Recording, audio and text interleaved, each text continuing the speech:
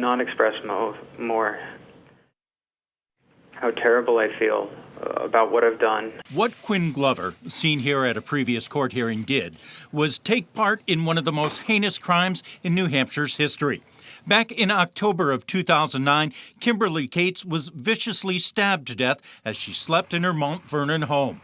Her daughter, Jamie, who was 11 at the time, was also repeatedly stabbed and left for dead. While Glover never took part in the violence, he was there. Speaking by phone at the parole hearing, he said the memory of that act still haunts him. Not a day goes by, not a moment goes by that I don't think about what I've done and what the Cates are going through every moment of the day. Glover testified for the state in the trials of the two killers, who were convicted and sentenced to life without the possibility of parole.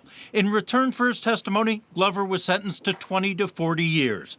Thursday's parole hearing was dealing on the first of his 3 consecutive sentences, this one for robbery.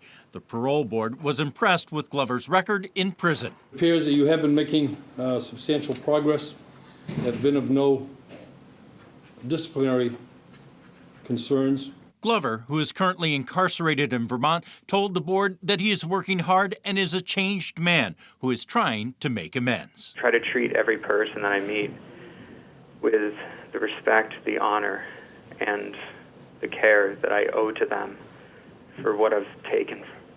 I am truly sorry, and there's no words to express the extent of such.